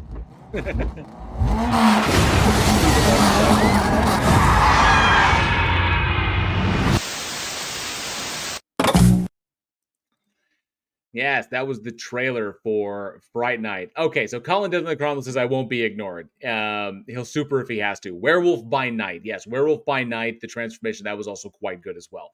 I recognize you, Colin. I didn't see it. I apologize for missing it. But yes, you are correct. Werewolf by Night was also really, really good. All right, so we have the remake for Fright Night. So directed by Craig Gillespie, screenplay by Marty Noxon, which I found interesting because Marty Noxon, you may recognize that name from a lot of television, especially Buffy the Vampire Slayer and Angel. And of course, story by Tom Holland, the original creator of Fright Night, and starring the late, great Anton Yelchin. We lost him way too soon. Colin Farrell, Christopher Mintz-Plasse, David Tennant, Imogen, I love her name, Imogen Poots, and of course, Tony Collette, who just, so much talent in this fucking movie. If you know Anton Yelchin, there's I don't need to even talk about how amazing he was. Colin Farrell, remarkably talented. I wish, it wasn't just the stuff that he got overseas that really utilized talent, like In Bruges, or Death, Death of an Irish, or it was The Irishman. I wish he got more really substantial shit here in the States. Christopher Mintz-Plasse, because not since Toll Booth, or Phone Booth, not since Phone Booth, when he really showed his how fucking talented he is.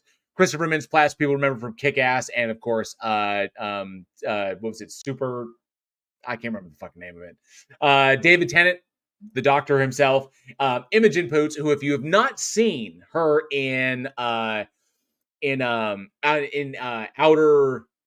Range, if you have not seen her in Outer Range, she is phenomenal in that film. Her across from Josh Brolin, fucking amazing. So if you have not seen her in that, and then of course, Toni Collette, the inimitable Toni Collette, Hereditary, United States of Terror, virtually everything she fucking does, all the way back to Sixth Sense, just milfing it up through the whole movie. Oh, Toni Collette, she's incredibly talented, but also extraordinarily gorgeous actress. So a heavyweight talents across the board. So the story itself follows Charlie Brewster, who discovers, from his friend Ed, evil Ed, who finds out that his friend Evil Ed has found that there's a vampire living next door to him in the suburbs of Las Vegas.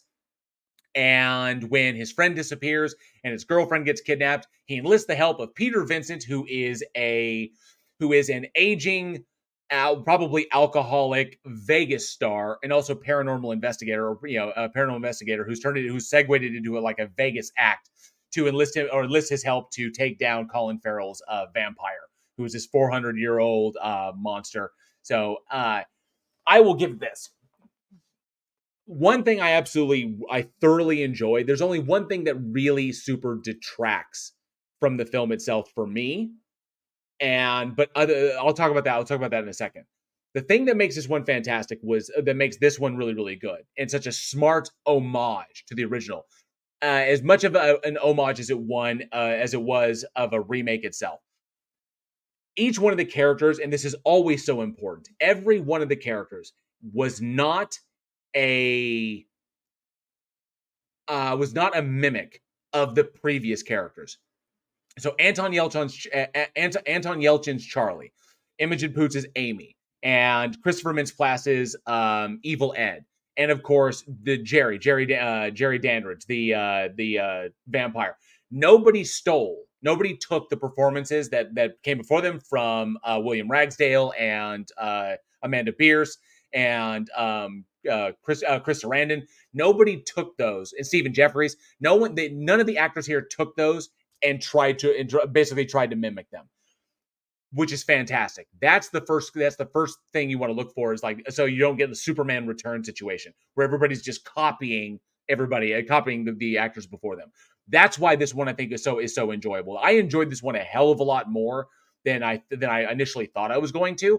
There's only one thing that detracts from it, but I think it was done for the right reasons. But unfortunately, the difference between Colin Farrell's vampire and Chris Sarandon's vampire is Chris Sarandon's vampire played up the humanity of that.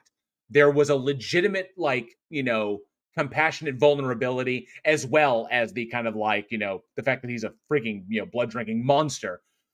But he plays both sides. So I would say that Chris Sarandon's vampire is more sociopathic, able to mimic and effectively mimic the range of human emotions, and to come off as endearing, charming even, whereas Colin Farrell's is more psychopathic. It's more animal. So there's a feral aspect to his performance. So it's two different interpretations of the vampire. Both of them work.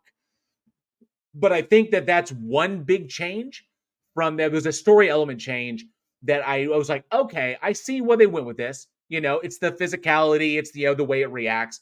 I will say that I can accept that. It was different. It was like, but a feral Farrell, absolutely was, absolutely Tony Regime. But the one thing, the big thing, was the overuse of CGI. That's the one thing that the original Friday Night that Tom Holland got right. Obviously, it was 1985 CG. The real CG, like in-depth CG, was not a thing. It would be more animation. In this one, just like you saw some animation in that one, but like the vast majority of that one was straight up practical effects. All the flame effects, the light effects, is all practical. In this one, unfortunately, way too overused in the CGI. But, and this is kind of shocking, I will actually forgive that somewhat for a very smart use of 3D. So originally the film was shot in 3D, was shot for shot to be in 3D. And typically with a 3D film, you get those kind of moments where it's just like, I think like one of the worst was Friday the 13th 3D with like the yo-yo, like into the camera. Where they do stuff like into the camera. And it's just like, oh, it's in 3D, it's coming at me.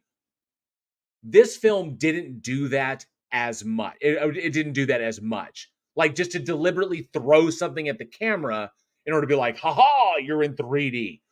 I don't like that trope. That trope is annoying. But what's really good is when you have the trope that when you utilize 3D to give the sequence, to give the scene more depth. So one excellent application of the 3D was when Evil Ed gets smoked. So unlike in the original film, Evil Ed doesn't die. He survives being staked by Peter Vincent. In this one, when Charlie is forced to kill his friend and finally stakes his ass, the flame effects and all the ashes that went up from that, they looked fantastic in 3D. So it utilized 3D well, which I thought was good, which made up a little bit for the over reliance on CG, which I thought that the whole the CG vampire thing that could have been done practical, whatever. Spy Kids 3D was a fun use of 3D, absolutely was for Little Wolf. So there were moves in different directions, which I thought were good. And then, a thing to kind of oh, let's do 3D. But do the 3D smart. That's a directorial decision, which I really, I thoroughly enjoyed. So I would say this was handled very, very well from top to bottom, from Gillespie all the way down. A really, really good story that didn't just steal from Tom Holland, but a legitimate reimagining of Tom Holland's story, a reimagining of his characters, and a really compelling story, which I honestly dug. The big seller on this one, obviously, is David Tennant as Peter Vincent, who I thought David Tennant's energy is fucking amazing. I love everything that he does. I've been watching him in Good Omens right now. He's fantastic. He was great as the Doctor. And then shows like Broadchurch, but David Tennant was next level as well. I thoroughly enjoyed his take on Peter Vincent. He made the character his own. And I think the reason he was able to do that is because the entire film is bumped up. Obviously, this is 2011. The original was 1985. So we're looking at 2005. So almost 30 years, like 26 years since the original. You got to bring it up. You got to bring it more into modern times. I don't think that behooves such a drastic change in the Jerry character, but I can see why they did it because it's a little bit more frightening in that respect. It's less romantic and more like the legitimate danger. Like there's no seduction here. It's all just scary. Yes, Angel Rivera. Tennant is a chameleon when it comes. He can do anything, and he was fantastic in this one. So really, really loved this. Everybody was strong. Anton was fantastic. I loved his take on Charlie's character. Imogen Poots. I also enjoyed her because Amanda Bierce in the original brought this strong sense of independence to that role, where she was not. We're constantly being reminded she is not tethered to fucking Charlie. She wants to be with Charlie. And I also like that in Imogen Poots' performance because it was more along the lines of, you're not so important that I'm going to flip out about this whole thing, but I really, really want to be. So I love that expression right there. She's still independent, but her behavior is not dictated, which I really, really dig. Marty Knox is such a strong grasp of characters. I give that to her from her time working on Buffy the Vampire Slayer, on Angel, and a number of other productions, that appeared on CW and Fox. So otherwise, really good, fantastic vampire displays. I loved the sequence with the gas main. I thought it was really brilliant, and of course the Chris Sarandon cameo as the motorist pulls up. It's like, what's happening? And then he gets eaten. What's funny is that his character was actually credited as JD. So that character was JD to Jerry Dandridge from the first film, which I thought was a lovely little Easter egg. But it's a fun one with a good, solid soundtrack, very, very well shot, excellent. Vampire. I just wish the CGI wasn't so prevalent. That's the thing that's just kind of like, it's CGI. Why did you need to go there? But I love the reinvention for a modern time. It was an excellent update to the story, bringing the characters, to where we can recognize what they're going through. They're horror is always a reflection of what's going on, and this right here is how you do that. The idea of aging horror star or horror hosts from yesteryear, not so big now. Vegas, like the has been Vegas act. That's a thing. That's something that we're aware of. That's culturally significant. I like that they took it in that direction. I love that it was in Vegas, where it's it's in the desert, it's sunny all the time. So why would a vampire be? I love that aspect. Smart storytelling. That's what Marty Noxon brought to this. So I love the reinvention for modern time. I love the fact that it's an update, that they're characters that we can identify with, that actually reflect reality. And the only drawback is just the CGI. The over reliance on CGI in some aspects, particularly regarding like Colin Farrell's vampire stuff. I see where they tried to limit it, but at a certain point, he's going to have to go all monster. When Charlie finally gets I love this setting himself on fire and grabbing that fucker. Brilliant action. But you didn't need to go all CGI. You could have gone practical on that. I thought it would have been just fine. Sir Cam says, totally agree. JL said all that way up there in the chat somewhere. LOL. And then B Blanco says, looking for it now. Modern classic. Which one? Oh, it said, haven't seen the original Fright Night. Oh, maybe we should show should we show the original Fright Night over in the Discord as a watch party? Would y'all be interested in seeing that? That's not the CTA. Would y'all be interested in seeing the original Fright Night over in the Discord? Let me know. Yeah, let me know if that's something y'all want to, if you want to check out. Jeremy Duncan says, I'd kill to see Polly Perrette as a vampire. She'd say, oh, that's true. Yes, from CSI. She'd be a really good one. She would be good. Oh, there's some yeses there to see Fright Night. Awesome. But yeah, but there were a lot of changes between Tom Holland's original vision and, of course, Gillespie's and Marty Noxon's vision. So I'm very, B Blanco, the link for the Discord is down in the description. Week in Horror Discord. You guys, right now, you just click on that. I'll take you right to it. So Raven Darkster says, for your information, JL, I hate you. I've started looking at the behind value of movies. Thanks. My pleasure. Absolutely. What a watch party of OG Fright Night. Fuck yeah. Fucking Roddy McDowell. But given all the changes, there were so many changes in the new Fright Night. The vast majority of them good. Some, not so good. But some really solid. Some really good. One of the few remakes I could say is as good as it was almost as good as the original. There's going to be a little bit of a drop off. Rarely do you get one that's better than the original. But I liked this. I dug it, and I kind of did. So, but I want to ask y'all, what of all the changes that were made to the characters, to the setting, to the vampires, to the effects, anything like, what was your favorite change from the original in the remake? What was your favorite change in the remake? The one thing you're like, that is beyond cool, that is really, really neat. So let me know what your favorite change was in the remake of Fright Night, because there are many of them, and a lot of them were really strong. So let me know down in the comments below, or of course at weekinhorror@gmail.com. Jeremy Duncan says, don't forget Al Bundy co-star in OG Fright Night. Al Bundy co-star. I remember in the OG, in the original Fright Night, one thing that got me was I remembered it was the cop. It was Detective Lance, Art Evans. Art Evans was in Die Hard 2. So I remember that. Roddy McDowell is Peter Vincent. Stephen Jeffries is Evil Ed. Amanda Beers. That's right. Amanda Beers. You're talking about Amanda Beers. That's right. So Amanda Beers was their next door neighbor who was married to Jefferson. That's right. I gotcha. I'm there. Sarcasm said, oh, so we got some suggestions here. Let me see here. So don't have one because, Travis Brown never saw the remake. Strongly recommend you check out the remake. Absolutely. Jeremy Duncan says David Tennant was the best change. Oh, Awesome. Travis Brown says, I prefer Roddy McDowell as Vincent. Get that? Let me see. Colin, Sarcasm says, Colin actually being a scary vampire. Jerry was kind of scary. He was. I enjoyed the especially, when he starts going full monster and shit. You got to have faith.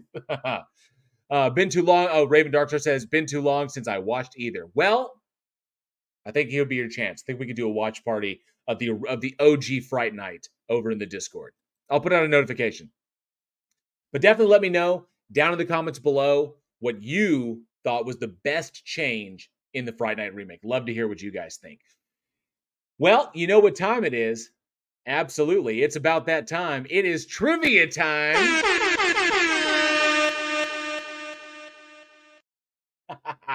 I'm never going to give you enough opportunity to lower your volumes on that. I'm always going to try and time it so you hear it. It is trivia time. The one time that everybody here at Week in Horror loves to be a part of. So yes, flex those Google fingers. Get them ready. The first person to get the correct answer to this trivia question tonight wins a special item from the Week in Horror store. So, are you ready? Are you ready? Here is tonight's trivia question. In what horror comedy film did the legendary Clancy Brown play a Las Vegas-based paranormal advisor named Marconi? Your question tonight, in what horror comedy film did the legendary Clancy Brown play a Las Vegas-based paranormal advisor named Marconi? First correct answer down in the live chat wins something special from the Week in Horror store. Who do we got? What do we got? Tony Regime is in the first there. Says Frighteners. Nope, wasn't the Frighteners. Although a fantastic film directed by Peter Jackson with Michael J. Fox and D. Wallace. So said Frightener. Nope, not the Frighteners.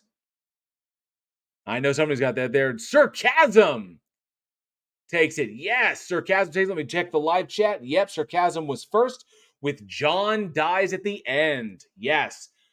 He played the Dr. Marconi, who was John and Dave's advisor to taking on the paranormal shit that they encounter, and he winds up going to the alternate dimension and saving them from Korok in the end. So yes, that was John Dies at the End. Was Clancy Brown's character of Marconi. Well done. Colin Devlin Cromwell said Hellbender. Yeah, John Dies at the End. Travis Brown was close. Joshua Lee was close. First person in the chat, let me double check that. Yep, was Sarcasm with John Dies at the End. Well done, Sarcasm. If I don't have, or if I need to update your shipping details, be sure to send them to me. You can weekinhorror@gmail.com, or you can direct message me via Discord, just what your shipping details are, and we can get you your prize. Thank you very, very much. Congratulations. It was a great movie. That was a fantastic fucking movie. Absolutely loved it. And so that is going to bring another episode of the Week in Horror to a close. Thank you all for joining me for this makeup episode. I truly hope you enjoyed the show. And if you did, smash that like and subscribe button and be sure to hit that bell so you never miss a future episode.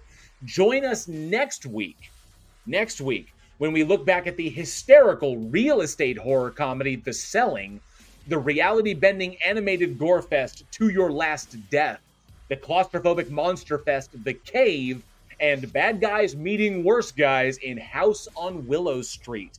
Be sure to check out Josh Olsen's store at badsamurai.store. He does all the awesome artwork you see splattered all over our merchandise, which you can find over at Teespring. And for more from Week in Horror, check out all the bloody links that are down in the description. You can follow us on all the socials for the daily splatter, your daily horror recommendation. Join our Discord, which I hope you're doing now, so we can go over and have a watch party. Big announcements about all the stuff we have going on behind the scenes and all kinds of horror shenanigans. And support the show through channel memberships here on YouTube. We're finally monetized. Super Chat, Super Thanks, PayPal, or even our Patreon. You can join the higher tiers for early content access, like behind the scenes fun with us, be a guest judge at our Bloodbath debates, or even support the show for as little as $1 a month. Your support at Patreon helps to make this show possible and goes to all the stuff we have going on. So we thank each and every one. You see your name on the banner there? All those people make this show possible. Thank you very, very much. So what are you waiting for? Join us. And as always, thank you all so much for being the greatest audience a horror film podcast could possibly have. I am JL, and as always, we'll see you next week. Stay scared.